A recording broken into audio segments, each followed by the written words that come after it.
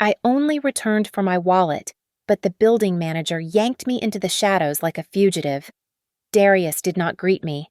He just pointed a shaking finger at the monitor and whispered, "Watch this, but do not let them know you saw." On the grainy screen, the man I had loved for 8 years was not just rifling through my purse. He was planting the evidence that was supposed to bury me.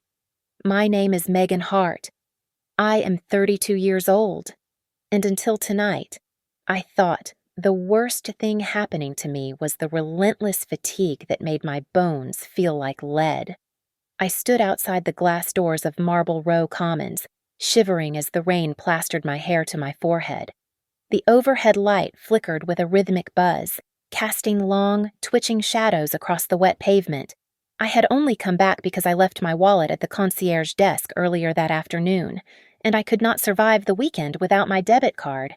I knocked on the glass, harder than I intended. Inside, Darius Holt, the building manager, looked up from his desk. He was a man who usually greeted me with a warm smile and a joke about the weather. Tonight, however, his eyes widened when they landed on me. He did not smile. He did not wave. He scrambled out of his chair, rushing toward the door with an urgency that made my stomach knot. He unlocked the door, yanked me inside, and immediately threw the deadbolt back into place. "Mr. Holt, I just need hush," he hissed, his voice trembling. Do not speak loudly. Come with me." He did not take me to the desk. Instead, he gripped my elbow and steered me toward the service corridor that led to the security office. His hand was shaking. I could feel the tremors through the fabric of my coat. "Mr. Holt." "You are scaring me," I whispered. "I was reviewing the tapes," he said, his voice low and jagged. "Mrs. Gable in 3B complained about a package theft. I was just checking the timestamp from yesterday morning. I saw things I should not have seen." He pushed me into the small, windowless room that smelled of stale coffee and overheated electronics. One wall was covered in monitors. He pointed to the center screen, his finger hovering over the pause button. "Watch this," he said, "but do not let them know you saw. Promise me." I nodded, my throat dry. He pressed play. The timestamp in the corner read 4:12 in the morning, yesterday. The camera angle showed the service entrance to the lost and found storage room. A man walked into the frame. He was wearing a dark hoodie, but he looked up at the sensor for a split second. It was Evan, my Evan, Dr. Evan Pierce, the man who had held me this morning when I told him I felt too dizzy to drive. "What is he doing?" I asked, my voice barely a squeak. "Just watch," Holt said. On the screen, Evan pulled a key card from his pocket. My key card. I recognized the custom lanyard I kept on the hook by the door. He swiped it. The light turned green, and he slipped inside. He did not search for money. He went straight to my purse, which I had left there the previous evening after the resident mixer. He pulled out my bottle of multivitamins. I watched, frozen, as he took a matching bottle from his pocket. He swapped them. He put the original bottle in his hoodie pocket and placed the new one in my purse. Then, he pulled a microfiber cloth from his sleeve and wiped the bottle. Then, the zipper of my purse. Then, the door handle. "He is cleaning it," I whispered. "He is—" wiping his prints. "Wait," Holt said. "Look at the hallway." The camera shifted view. Someone was standing guard outside the door while Evan was inside. A woman. She was checking her watch, looking up and down the corridor with anxious, jerky movements. She turned her head, and the light hit her face. I stopped breathing. It was my mother, Elise Hart. She mouthed 2 words to the closed door. "Hurry up." I staggered back, my legs hitting the edge of the desk. The room spun. The fatigue that had plagued me for months suddenly took on a terrifying new shape. The brain fog, the dizziness. The way Evan would bring me a glass of water and that bottle every single morning, watching me with those concerned, loving eyes until I swallowed. You are not the first person they have prepared, Holt said, his voice thick with fear. But you are the first one to come back for a wallet at the right time. They are poisoning me, I said. The realization did not feel like a thought. It felt like a physical blow to the gut. My mother, my boyfriend, they are— If you confront them, Holt interrupted, reaching into his pocket and pressing a cold, small USB drive into my palm. If you scream, or call them, or go home and ask why, you will not make it. They have been planning this too long. I gripped the metal drive so hard it cut into my skin. Walk out of here, Holt whispered, staring at the door as if he expected them to burst in. Walk out like you know nothing. If you leave this room acting normal, you still have a chance. If you do not, God help you. 8 years ago. The air inside the Spin and Shine laundromat smelled of cheap lemon detergent and desperation. That was where I found him. Evan was sitting on the linoleum floor, hugging his knees, staring at a brown coffee stain blooming across the chest of his only white button-down shirt. He had a medical school interview in 2 hours. I was just the girl loading heavy coveralls into dryer number 4, wearing my work vest from Cedar Line Freight. I remember walking over to him. I did not see a predator then. I saw a boy who was terrified of failing. Do not panic, I had told him, pulling a stain stick from my pocket, soda water and this. It will come out. He looked up at me with wet lashes, and that was the moment the trap snapped shut, though I did not hear the sound until tonight. You would help me, he asked, his voice cracking. I helped him. I scrubbed that shirt until my knuckles were red. He got the interview, he got the spot, and I got the role of the quiet financier behind the curtain. For the next 4 years, I did not just love Evan. I funded him.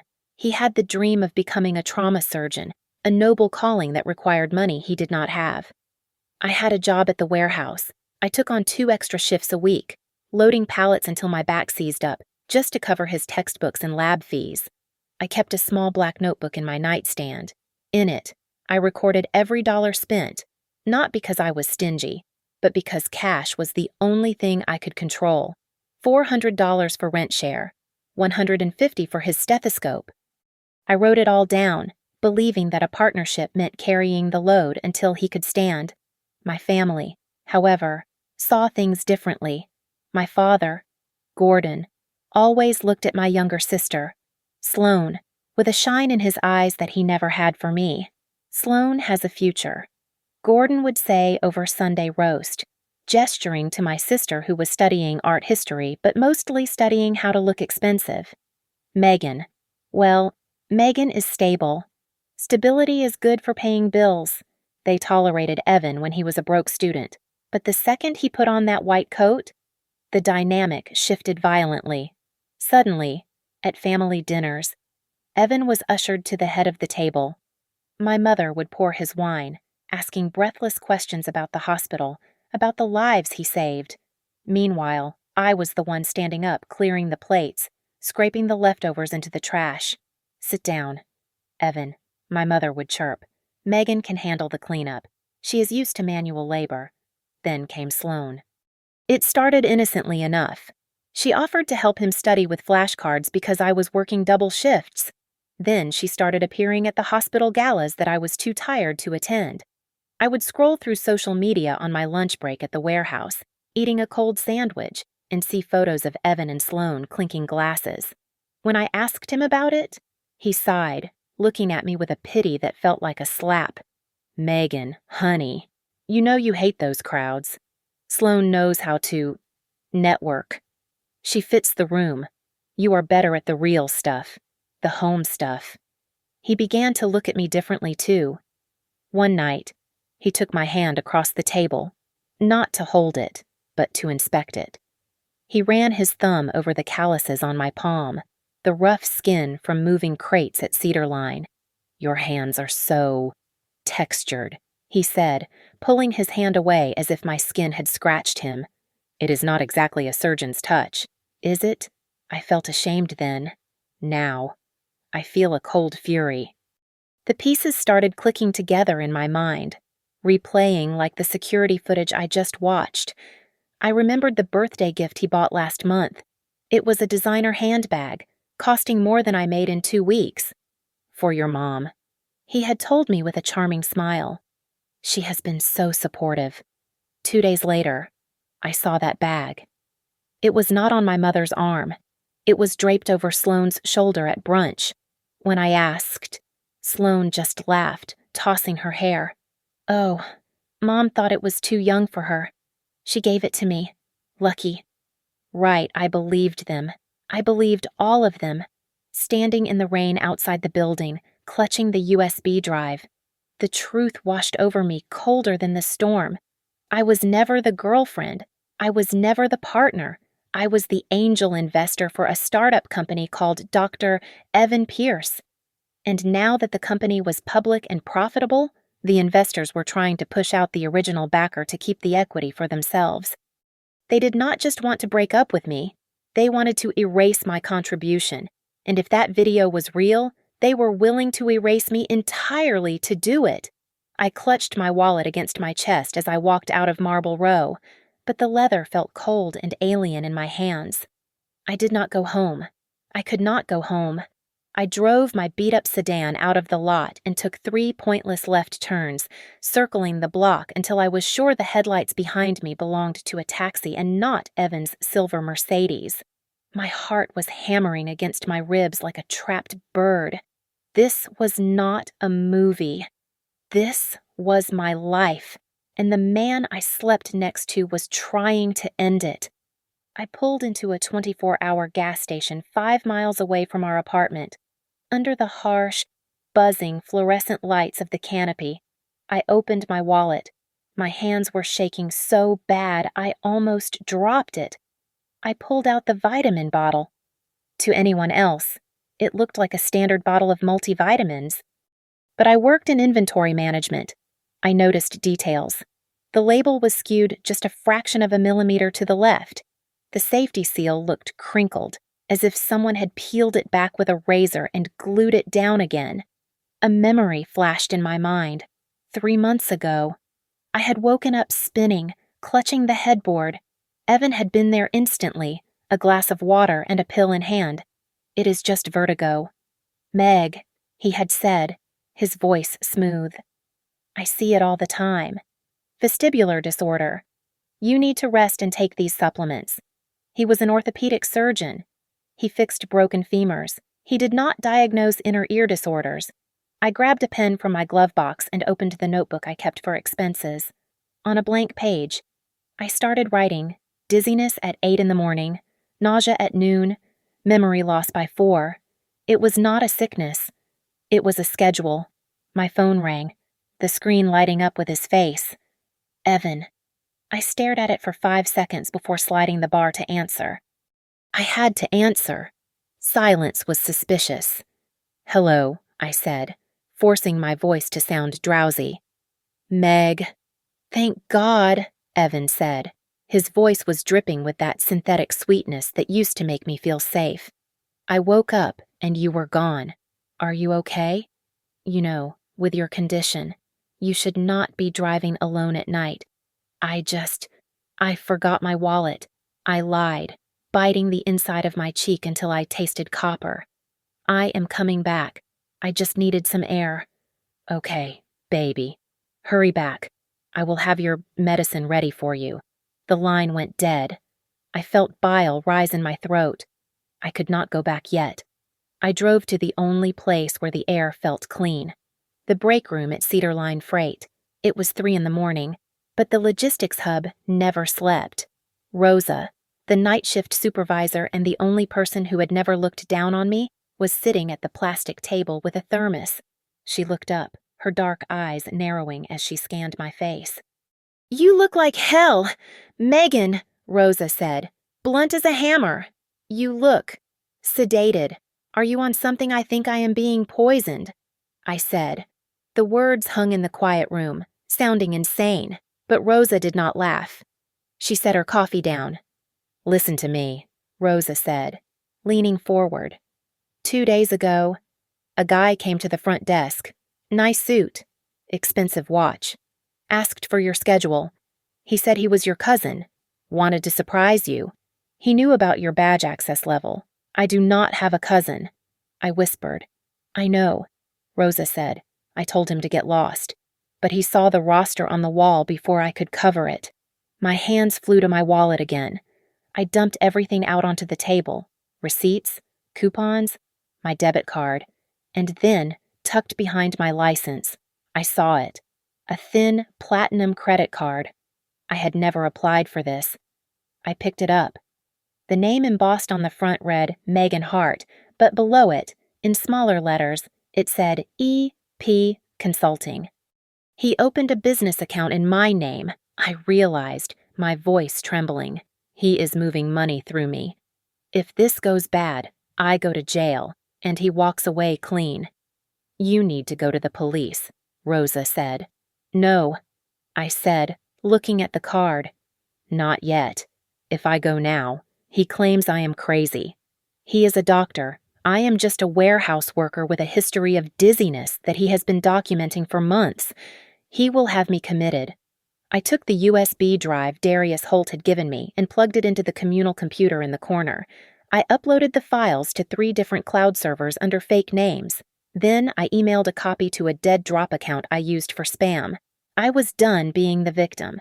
I sat there in the cold break room, watching the upload bar creep toward 100%. My phone buzzed again. A text from my mother. Sunday dinner. Come over early. We have a surprise for you. I stared at the screen. A surprise. In the Hart family, surprises were never gifts. They were ambushes. But this time, I would walk in with my eyes open. I pocketed the USB drive. I am going home. Rosa, I said, standing up. Be careful, she said. I will be. I replied. I am going to let them think I am blind. Dahlia Knox did not have a comforting office. Her workspace was a glass cage overlooking the gray city, filled with sharp edges and black leather. I had met her 6 months ago in a supermarket checkout line when a manager screamed at me for a coupon that would not scan. Dahlia had stepped in, flashed a card, and silenced the man with 3 sentences about consumer protection laws. She handed me that same card and told me to call her if I ever needed to stop apologizing for existing. I sat across from her now, the USB drive and the vitamin bottle sitting on the mahogany desk between us. Dahlia did not offer me tissues. She watched the footage from Marble Row in silence, her face unreadable. When the screen went black, she leaned back and asked the one question that made the temperature in the room drop 10 degrees. Megan, think carefully. Have you ever signed a life insurance policy? I blinked, the question feeling absurd compared to the infidelity I had just shown her. We took out a policy when Evan started his residency. He said it was standard for couples with debt, just to protect each other. Standard. Dahlia repeated, her voice dry. Log into your joint bank account. Now. I typed my password into her laptop, the screen populated with rows of transactions. Dahlia scrolled past the groceries and utilities, her eyes scanning for patterns I had been too tired to see. She pointed a manicured nail at a recurring transfer of $2,000 a month to an entity called Slate Atelier LLC. Slate, I whispered. That is the name Sloane uses for her art blog. It is her nickname. It is a shell company, Dahlia corrected. Look at the dates. Every month you deposited your paycheck from the warehouse. $2,000 went out to this LLC. Now look at this deposit here. She clicked on a tab for incoming transfers. Student loan disbursement. Evan was receiving full financial aid for his tuition. I felt the room spin, but this time it was not the drugs. I paid his tuition. I worked 3 jobs to pay his tuition. No, Dahlia said, her voice hard. You paid for his lifestyle. He pocketed the loans and your money, and he funneled the surplus to your sister. But that is not the worst part. Click on Account Details. Look at the authorized users. My eyes watered as I read the list. Evan Pierce, Megan Hart, and a third name, authorized for full withdrawal privileges, Gordon Hart. My father. I choked out. My father has access to this account. They are all in on it. Megan, this is not an affair. This is a family business. Dahlia opened another window. She had been running a background check on Evan since I walked in. She pulled up a property deed. 11 Bayview Rise. It is a luxury condo downtown. Bought 2 years ago. The deed lists 2 owners, Evan Pierce and Sloan Hart. They bought a love nest with your overtime pay while you were eating ramen. I gripped the arms of the chair to keep from sliding off. I had scrubbed floors while they picked out curtains. We need to move fast, Dahlia said, standing up. She took a plastic bag from her drawer and dropped the vitamin bottle inside. I am sending this to a private lab for toxicology. I need you to go to an independent clinic today for a hair follicle and blood test. If I am right, that brain fog of yours is a benzodiazepine cocktail.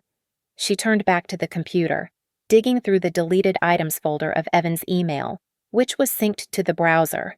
She opened an email with the subject line, Policy Writer Update. She printed it out and slammed the paper down in front of me. She had circled a paragraph in red ink. Look at this, she said. They increased the payout on your life insurance policy 2 weeks ago.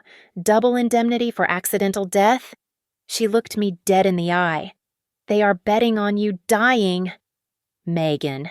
And they just raised the stakes. My phone buzzed on the desk, the vibration loud in the silent office. I looked down. It was a notification from the Cedar Line Freight HR system, urgent disciplinary hearing notice regarding inventory shortages. I read the preview, my blood running cold. They are calling me in. They say there is missing inventory.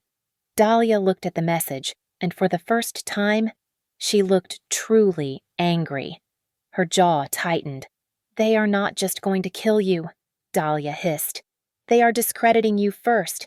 They are planting a paper trail to make you look like a thief and an addict so that when you have your accident, no one asks questions.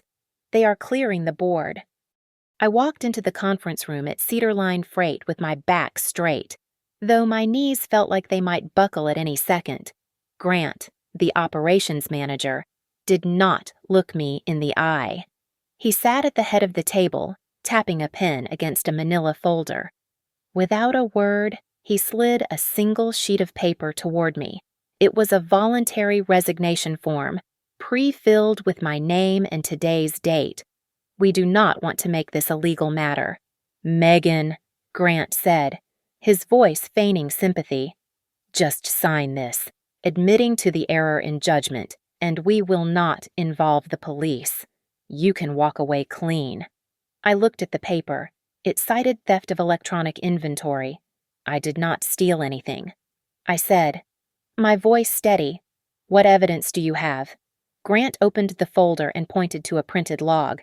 Your badge was used to access the high-value cage at 3:12 in the morning yesterday. We are missing 5 tablets. I was at home asleep at 3:12. I replied.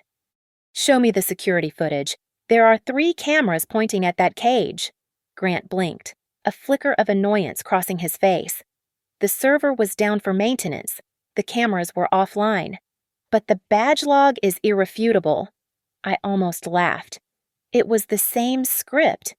At Marble Row, the cameras saw everything because they wanted to catch me. Here, they conveniently saw nothing because they needed to frame me. It was a coordinated blackout. Just then, the door opened and Duke, a new shift supervisor, stuck his head in. He held a coffee cup and looked oblivious to the tension in the room. Hey, Grant, are we still on for the weekend? Duke asked. Then he looked at me and grinned. Oh, hey, Megan. I did not know you were dating Dr. Pierce. I saw him at the country club with Grant and the regional director on Tuesday. Guy has a hell of a swing. Grant went pale. The air left the room. I looked from Duke to Grant. You played golf with my boyfriend on Tuesday. Duke sensed the mistake and awkwardly backed out, closing the door. The silence that followed was heavy and suffocating. Evan had not just been cheating on me. He had been building a coalition to destroy me. He was leveraging his status to turn my own workplace into a weapon. "Sign the paper, Megan," Grant snapped, dropping the nice guy act. "If you force us to fire you for cause, I will file a police report. Imagine how that will look in your divorce proceedings. An unemployed, thieving wife. You will lose everything." He was trying to scare the old Megan, the tired Megan. But that Megan was gone. "No," I said. "I want a copy of that inventory report, and I want a written statement that the cameras were down, under the table." I texted Rosa, "Send me the screenshot of the shift schedule. Now." "You are in no position to make demands." Grant sneered. "You are unstable. Everyone knows it." My phone pinged. It was not Rosa. It was an email notification from Dahlia Knox. She had carbon copied me on a letter she just sent to Cedar Line's legal department. The subject line read, "Notice of preservation of evidence and intent to sue for wrongful termination." Grant's phone buzzed at the same time. He looked down, read the message, and his face turned a shade of gray I had never seen before. "My lawyer just formally requested the server logs to prove if the cameras were actually down," I said, standing up. "She also requested your communication records with Dr. Evan Pierce regarding my employment." "Get out," Grant whispered, his voice trembling with rage. "You are suspended pending investigation. Get out of my building." I turned and walked out. I did not sign his paper. Being suspended was fine. In fact, it was perfect. By trying to frame me, they had just created a documented timeline of their conspiracy. I walked out into the bright afternoon sun, shielding my eyes. My phone buzzed again as I reached my car. This time, it was the notification I had been dreading. It was from the independent toxicology lab Dahlia had sent me to. I opened the attachment. The medical jargon was dense, but the summary at the bottom was clear. Positive for benzodiazepines. High concentration. Chronic exposure indicated. I stared at my hands on the steering wheel. They looked the same as they did yesterday, but they felt different. They were not shaking from weakness anymore. They were shaking from rage. Evan was not just a cheater trying to hide assets. He was slowly, methodically killing me with every glass of water he handed me. This was not a bad breakup. It was an attempted murder, and I had the lab report to prove it. Dahlia paced the length of her office, her heels clicking against the marble floor like a metronome counting down to an explosion. She stopped in front of the whiteboard where she had drawn a complex web of Evan's assets. "If we go to the police today with a toxicology report, the district attorney freezes everything," Dahlia said, her voice sharp and precise. "The condo, the accounts, the investments. You will be vindicated, Megan. But you will be broke for 5 years while the courts argue. We need him to transfer the asset to you voluntarily first. We need him to admit the condo is marital property by giving it to you in a settlement." "He will never give me the condo," I said, looking at my hands. "He loves that place more than he ever loved me. He loves his reputation more," Dahlia corrected. "We are not going to threaten him with jail yet. We are going to threaten him with a messy public financial audit.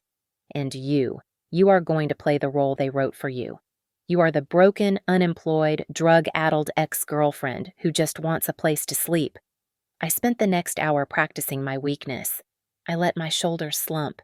I stopped masking the dark circles under my eyes. I practiced a tremor in my right hand, the same tremor that had terrified me a week ago but was now a calculated performance. I had to look like a woman who had already lost. The settlement meeting was held in the glass-walled conference room of Evan's high-priced law firm. When I walked in, I almost stopped breathing. Evan was not alone. He sat at the head of the long table. Flanking him were my parents, Gordon and Elise, and my sister, Sloane. They were not just support, they were a firing squad. "Megan," my mother said, her voice dripping with disappointed pity. "We are just here to make sure you do not do anything rash." I did not look at her. I sat down, keeping my eyes on the table, letting my hand shake as I reached for a glass of water. Evan pushed a thick document across the table. "This is a generous offer. Megan. $5,000. Enough to get you an apartment rental for a few months. In exchange, you sign this non-disclosure agreement, you disappear. You never mention my name, my practice, or my family again." Dahlia picked up the document and read it in silence. A small, cold smile touched her lips. "Clause 4 is interesting," Dahlia said, looking up at Evan. "It forbids Megan from discussing any financial transactions during the relationship and any medical conditions or health issues she experienced." My stomach tightened. He knew. He included the health clause because he knew exactly what was in my blood. He was trying to gag me before I even realized I was sick. "Privacy is paramount for a doctor's family," Evan said smoothly, adjusting his cufflinks. "Megan is homeless," Dahlia said, her voice dropping to a plea. "She has no job. The warehouse suspended her. She cannot live on $5,000. Evan, she needs stability." "That is not my problem," Evan said, looking at me with cold, dead eyes. "Give her the unit at Bayview Rise," Dahlia said. The room went silent. Sloane gasped, her hand flying to her mouth. That is an investment property," Sloane stammered. "It is a condo bought with marital funds during the relationship," Dahlia countered. "Give her the title to Bayview Rise, fully paid off. In exchange, she signs your NDA, she walks away, and she does not report the irregularities in your student loan repayments to the bank." I saw the calculation happening behind Evan's eyes. He looked at me shivering, pale, defeated. He thought I was a broken thing. He weighed the condo against his medical license, against a fraud investigation, against his pristine image. "Fine," Evan spat out. He turned to Sloane. "Sign the transfer deed. Now." "But, Evan," Sloane whined. "Sign it," he snapped. "We can buy 10 more condos." "I need her gone." Sloane grabbed the pen, her face red with anger, and scribbled her signature, relinquishing her ownership. Evan signed next. Then he pushed the NDA toward me. "Sign it," he commanded. I picked up the pen. I let my hand tremble violently. I hesitated, looking at him with wide, fearful eyes. Before scratching my name on the dotted line, Dahlia tucked the signed deed into her briefcase immediately. She knew what Evan did not an NDA designed to cover up a felony crime is legally void. He had just traded $1 million apartment for a piece of paper that was worthless the moment I handed the toxicology report to a judge. The meeting ended. My parents stood up, looking at me with disgust.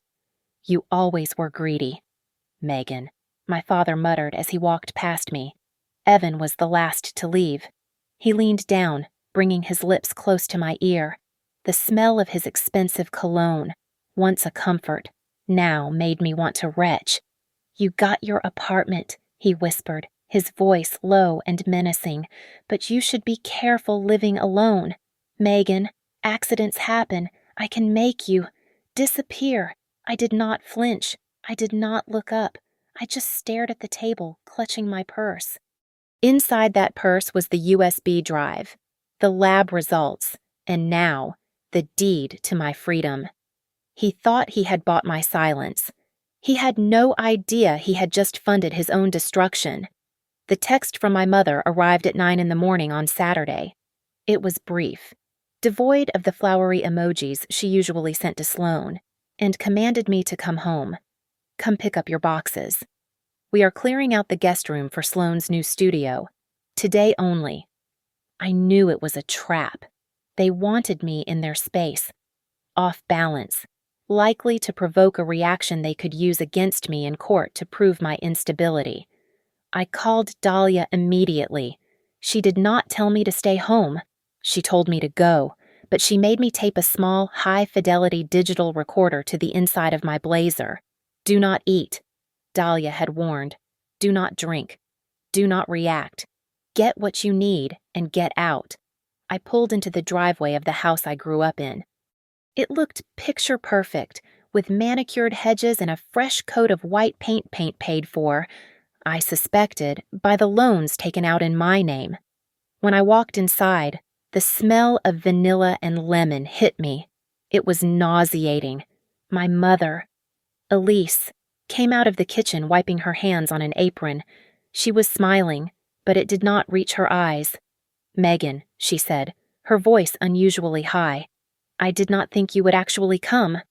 I baked a lemon pound cake." "Your favorite?" "Why do you not sit down and have a slice before you start packing?" She gestured to the kitchen island where a cake sat on a porcelain stand. It was sliced, but only one plate was set out. I looked at the cake, then at her. I remembered the vitamin bottle. I remembered the feeling of the room spinning. "No," I said, my voice flat. "I do not eat unsealed things anymore." Elise's smile faltered. "What is that supposed to mean, I am your mother?" "Where are my boxes?" I asked. "In the garage," she snapped, the sweetness vanishing. "Gordon is back there." I walked toward the back of the house, but stopped when I heard voices raised in the study. The door was cracked open. I pressed my back against the wall, checking that the recorder light was steady green. "You cannot push the date." "Elise." My father's voice was hushed but furious. "The contract maturity date is next month. If she is not out of the picture by then, the premiums skyrocket and the payout drops. We lose the leverage on the trust." My blood ran cold. Maturity date. Payout.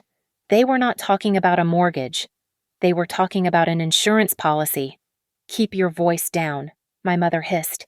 "She is here." I waited until I heard footsteps move toward the garage. Then I slipped into the study. This was the room where my father played the role of the successful patriarch. I went straight to the wall safe behind the painting of a ship. I stared at the keypad. My father never changed his passwords. For 20 years, everything had been one sequence. I typed in 0412, April 12th, Sloane's birthday. The lock clicked open with a soft whir. My heart hammered against my ribs.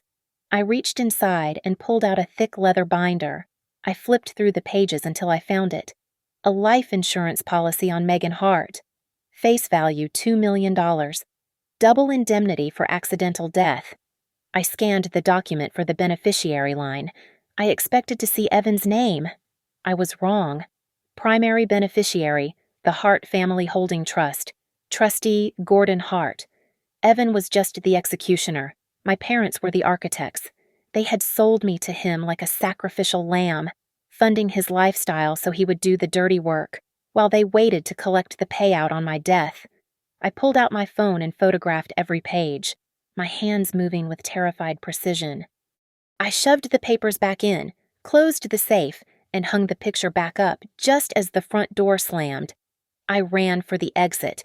I did not care about the boxes. I needed to be anywhere but here. I made it to my car, but before I could open the door, a silver Mercedes screeched into the driveway, blocking me in. Evan got out. He was wearing his scrubs, looking frantic. He must have been tracking my phone location. He marched up to me, grabbing my wrist before I could get inside my vehicle. "What were you doing in there?" he demanded, his grip bruising. "Elise texted me. She said you were snooping." I looked at his hand on my arm. A month ago, I would have cried. I would have begged him to let me go. Now, I felt nothing but the cold clarity of a woman who held the ace of spades. I was just picking up my things. "Evan," I said. "You are lying." He spat. "You know something. What did you find?" He tightened his grip, shaking me slightly. "Tell me, Megan." Or I swear to God I looked him dead in the eye and interrupted him. "I am recording this." He froze. "I have the photos. Evan," I whispered.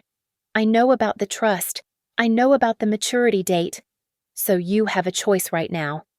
I wrenched my arm free from his slackened grip. "You can move your car and let me leave," I said. "Or we can stand here and wait for the police.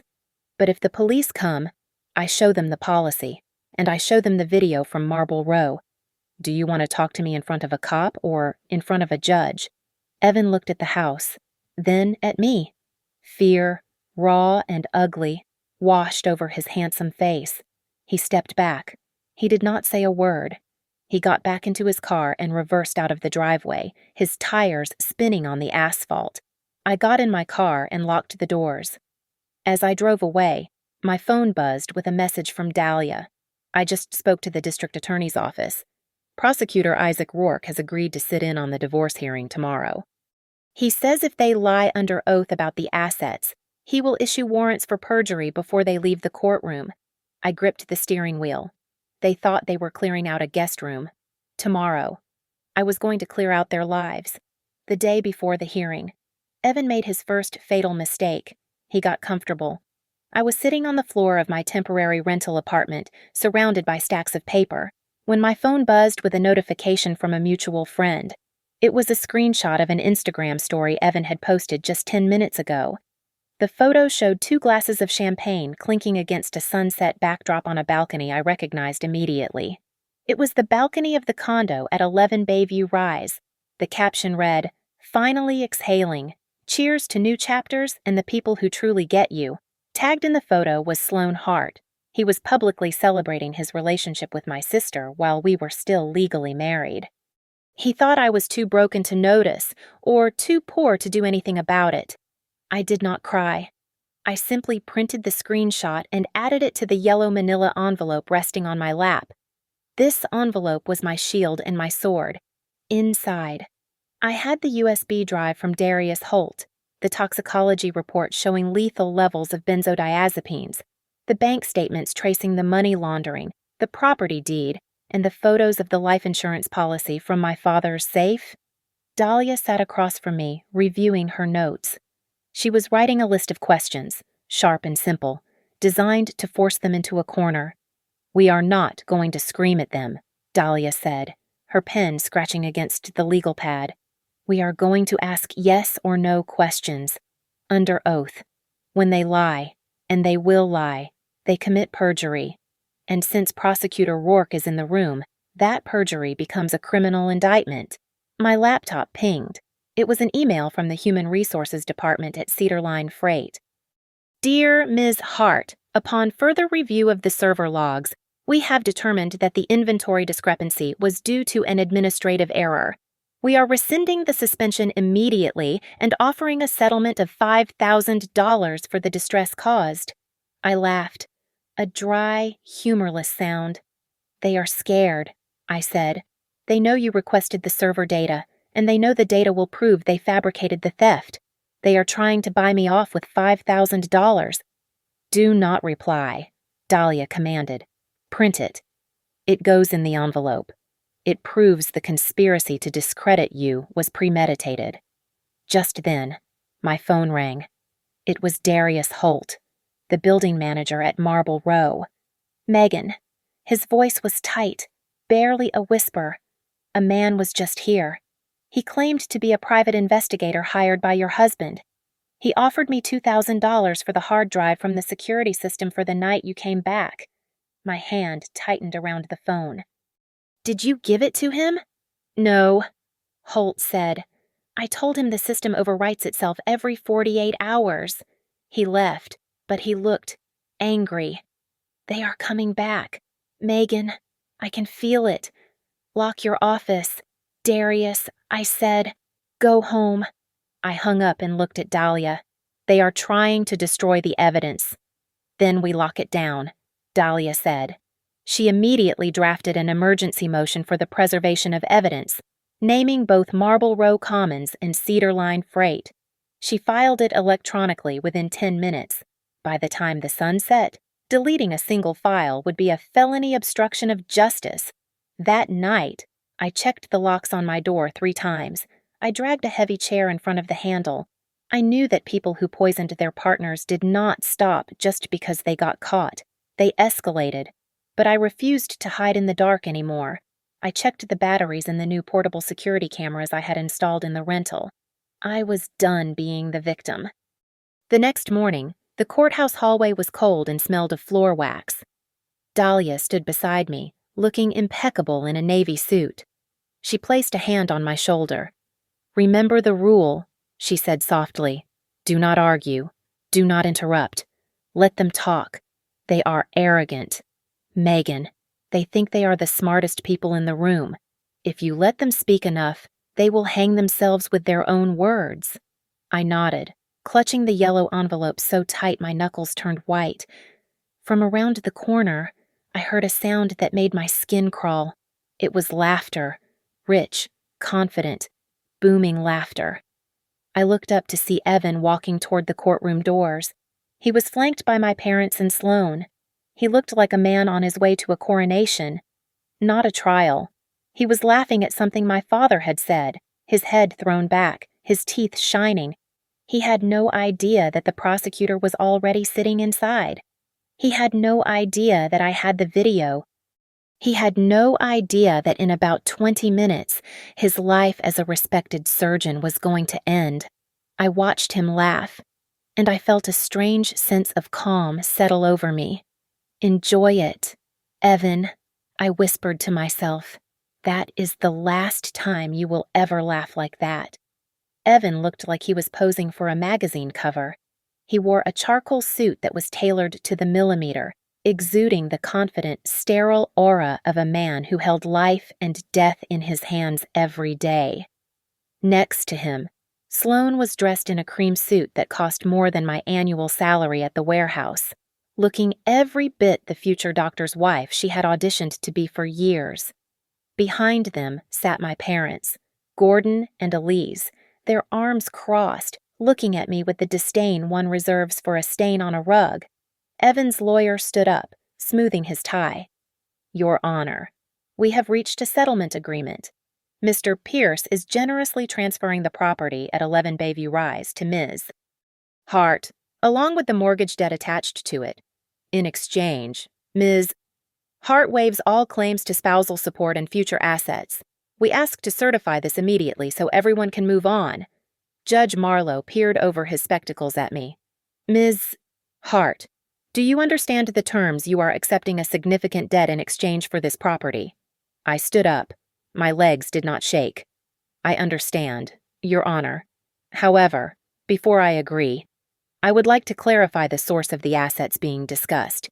Evan rolled his eyes, a theatrical gesture for his audience. Judge Marlowe frowned, but gestured to the stand. "Mr. Pierce, please take the stand regarding the asset declaration." Evan walked up, placed his hand on the Bible, and swore to tell the truth. He looked at me with a smirk that said, "You cannot win. The condo was a gift from my family." Evan lied smoothly. "And regarding Ms. Hart's concerns about finances, Your Honor, I must mention that Megan has been unstable. She suffers from severe paranoia and memory gaps. I have been trying to manage her health with vitamins and care, but she is confused." Dahlia stood up slowly. She held a piece of paper in her hand. "Mr. Pierce, if you were just caring for her, can you explain Clause 4 of the non-disclosure agreement you forced her to sign?" She handed the paper to the bailiff. "Clause 4. Dahlia read aloud. "The recipient agrees to never discuss any medical conditions, treatments, or private loans acquired during the marriage." She looked at the judge. Why would a husband need an NDA to stop his wife from talking about her own health, unless he was the one causing the sickness? Evan's smile faltered. Judge Marlowe picked up the document, his eyebrows knitting together.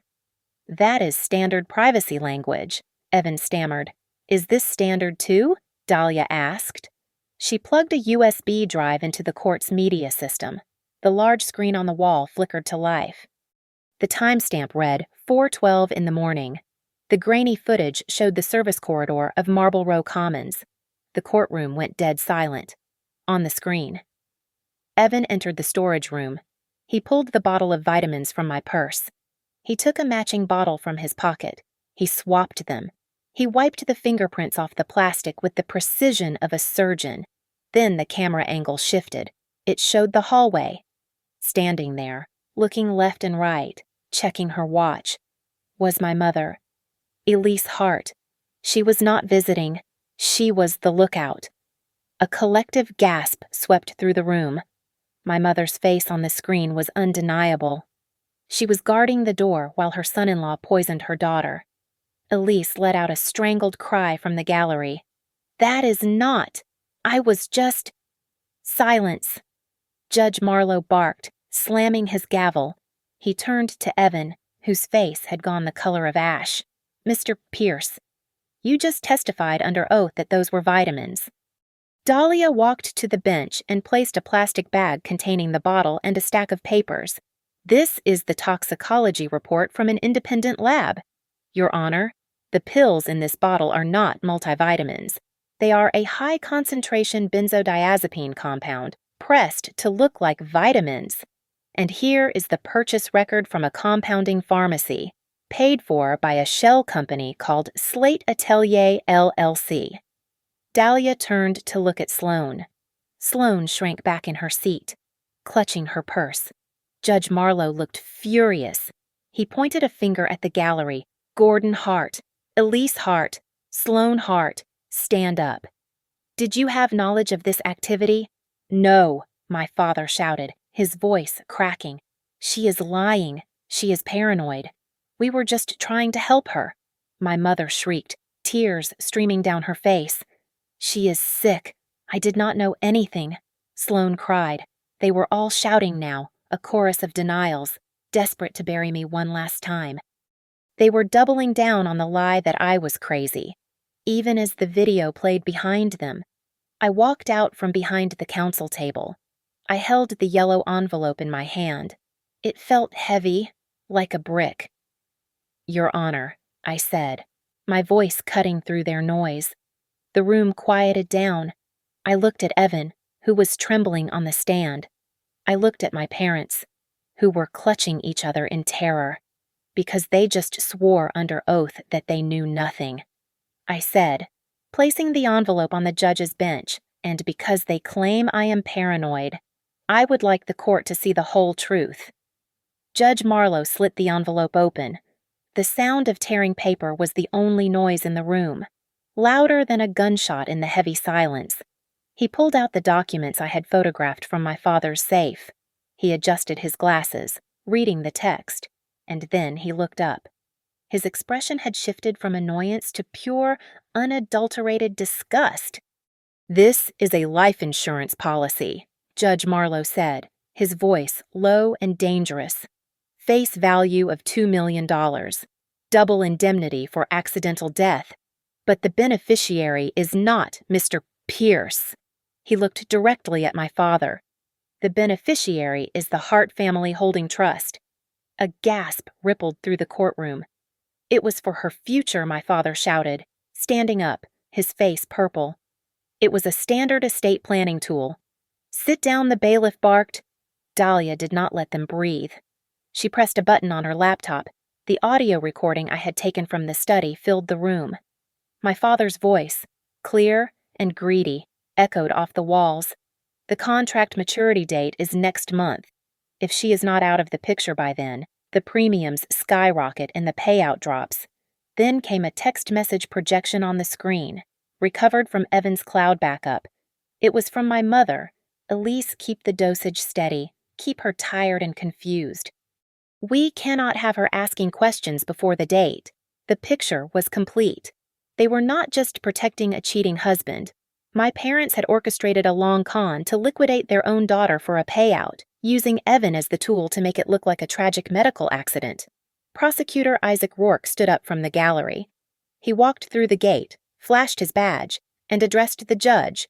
"Your Honor, based on the testimony given under oath today, combined with this digital and physical evidence, the state has probable cause to believe that a conspiracy to commit insurance fraud, grand larceny, and attempted murder has occurred in this courtroom." Panic broke out at the plaintiff's table. Sloane jumped up, knocking her chair over. She pointed a trembling finger at our parents. "It was them I did not know. Mom told me it was just an investment. I did not know they were hurting her." Dahlia held up a single sheet of paper. "Is that why you accepted monthly transfers of $2,000 from the shell company used to buy the drugs? It went straight into your personal account. Sloane, you were on the payroll. Sloane's mouth opened and closed, but no sound came out. She slumped back into her chair, defeated. Evan slammed his hand on the table. She signed an NDA. This is inadmissible. Clause 4 clearly states Clause 4 is void. Judge Marlowe interrupted, his voice like a hammer. You cannot use a contract to conceal criminal activity, Mr. Pierce. And the fact that you forced her to sign it while chemically sedating her is evidence of coercion and witness tampering. The judge turned to the bailiff. Secure the doors. No one leaves. He looked down at me, and his eyes softened for the first time. The court orders an immediate freeze on all assets belonging to Evan Pierce, the Hart Family Holding Trust, and the individual accounts of Gordon, Elise, and Sloane Hart. Temporary control of the property at 11 Bayview Rise is granted to Megan Hart for preservation purposes. I am referring this entire file to the district attorney for immediate criminal prosecution. The doors at the back of the room opened, and 4 uniformed officers marched in. The illusion of the perfect family crumbled instantly. Evan, the arrogant surgeon who thought he was untouchable, began to scream as the officer pulled his arms behind his back. "Get your hands off me!" Evan yelled, his face twisted in ugly panic. "I am a doctor. I save lives. You cannot do this." My father went silent and pale, staring at the floor. But my mother, the woman who had baked lemon cake while planning my funeral, looked at me with tears streaming down her face. "Megan," she wailed, reaching out as the cuffs clicked onto her wrists. "Megan, baby, tell them we are your family. We love you. Do not let them take us." I stood there, watching them. A month ago, that cry would have broken me. I would have run to her. I would have apologized for causing a scene. But the drugs were out of my system, and the fog was gone. I looked at my mother and spoke clearly, so the court reporter could take down every word. "I am not your baby," I said. "And I am no longer the person carrying the dreams of people who want me dead. I am just the person keeping the evidence." The officers hauled them out. Evan was still shouting about his reputation. Sloane was sobbing into her hands. My parents looked like ghosts. The courtroom emptied until it was just me and Dahlia. She packed up her laptop and smiled at me, a real, warm smile. "You did good." "Megan," she said. I picked up my purse. The same purse Evan had opened in that storage room. The same purse I had returned for on that rainy night. It had almost been my coffin, the place where they planted the seeds of my destruction. Now, it was just a bag. I put my wallet inside, zipped it up, and walked out of the double doors. The sun outside was blindingly bright. The air smelled of exhaust and city dust, but to me, it smelled like oxygen. I took a deep breath, filling my lungs without fear, without dizziness, without permission. I was alone.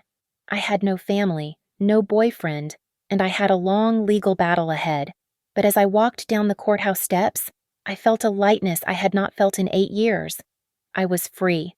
Thank you so much for listening to this story. I would love to know where you are tuning in from, so please drop a comment below and let me know your city or country so we can connect. If you enjoyed this story, please subscribe to the Mia Revenge Stories channel, like this video, and hit that hype button to help this story reach more people.